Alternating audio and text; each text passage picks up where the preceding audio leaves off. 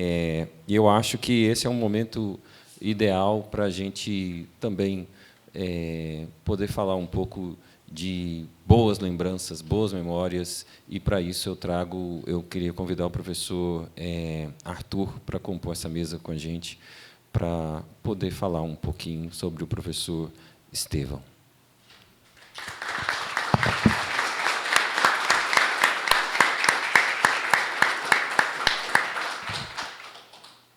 Uma das frases que eu mais ouvi do Estevão é esta aqui: sobre aquilo de que não se pode falar, deve-se calar. É a frase com que Wittgenstein começa e termina o Tratados Lógico-Filosóficos. O Estevão mobilizava esse dito em contextos os mais diversos, quase sempre, é verdade, bem afastados dos problemas filosóficos caros ao pensador austríaco. Às vezes, ele falava a frase no alemão original: Wovon man nicht sprechen kann, drüber muss man schweigen. Sobre o que não se pode falar, deve-se calar. Sabe, Cristiano, quando você me pediu para falar aqui há algumas semanas, essa frase me veio à cabeça e eu quase te disse que não. Seria uma ótima desculpa, né? Quase todos nós já perdemos pessoas muito próximas, muito queridas, significativas. É fácil ver que muitos dos nossos sentimentos nessas situações são difíceis de expressar, alguns são até inefáveis, indizíveis. Parecem não caber na linguagem, parecem a ela arredios. Mas, por outro lado, é um dever e um prazer homenagear o Estevão, e é claro que é difícil fazer isso calando-se diante do inefável. Então, é preciso tentar falar, assumir esse risco de tentar dizer coisas, e é o que eu vou tentar fazer aqui em 2 ou 3 minutos. Como o Breno lembrou na mesa de abertura do nosso evento, o Estevão foi o presidente da fundação da nossa Sociedade Brasileira de Teoria e História da Historiografia.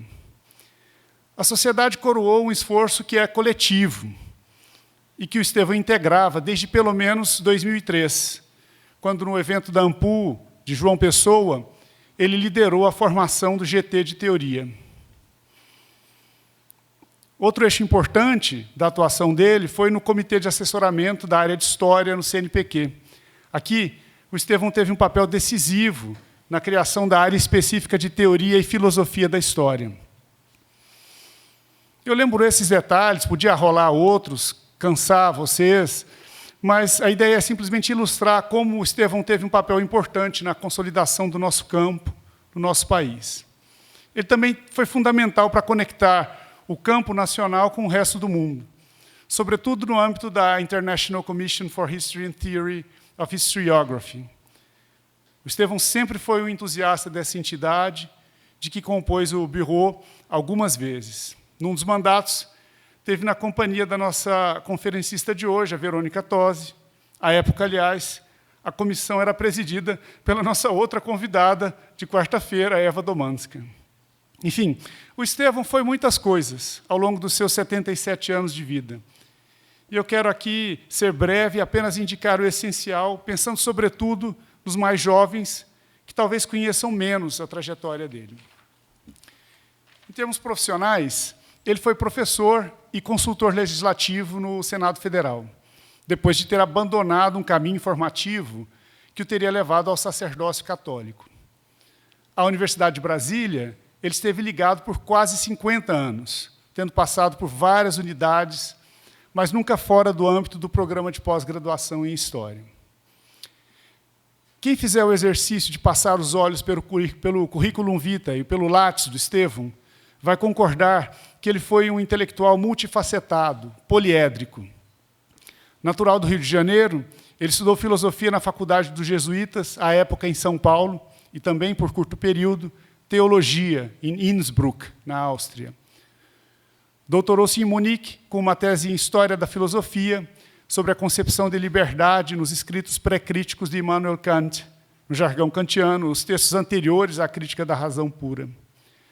Só depois é que ele viria a se instalar no campo que acabou por ser o seu campo principal de atuação, o nosso campo da teoria da história.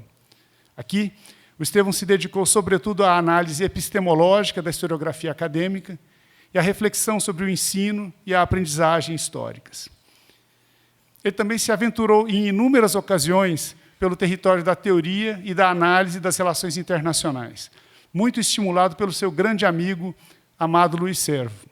Amado, infelizmente, faleceu na última quarta-feira. É uma outra grande perda para a minha universidade este ano.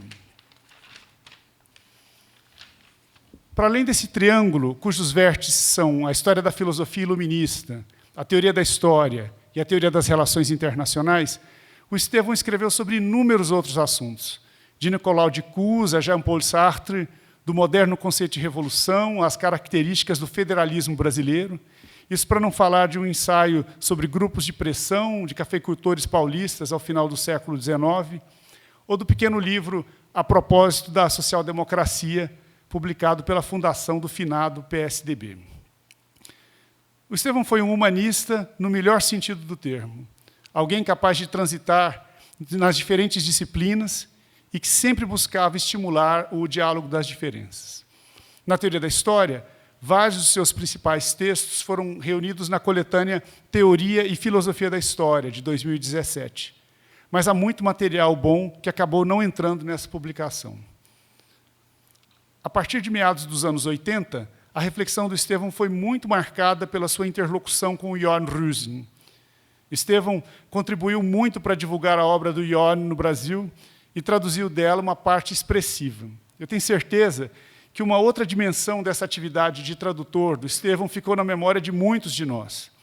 As sensacionais traduções simultâneas que ele fazia de conferências de Rüsen e também de outros colegas de língua alemã, francesa, inglês, espanhol. Ele conseguia recriar em português essas falas em idioma estrangeiro com muita maestria e didatismo.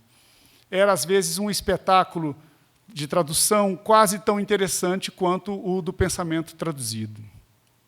Bom, gente, eu li muitos textos de Estevão, assisti às suas aulas, convivi com ele por 2 décadas e meia, e guardo por isso na cabeça muitas ideias, insights dele, alguns dos quais de uma maneira inconsciente ou semiconsciente, algo de que só vamos dando conta com a passagem do tempo. Mas o gesto teórico dele, que eu considero mais original, consiste na estratégia de abordar a historiografia nos quadros de uma teoria geral da ação. E é isso que eu queria destacar brevemente aqui. É natural que o agir humano pretérito, seus encadeamentos sincrônicos e diacrônicos, os seus efeitos planejados, inesperados, é natural que tudo isso seja objeto privilegiado da atenção historiográfica.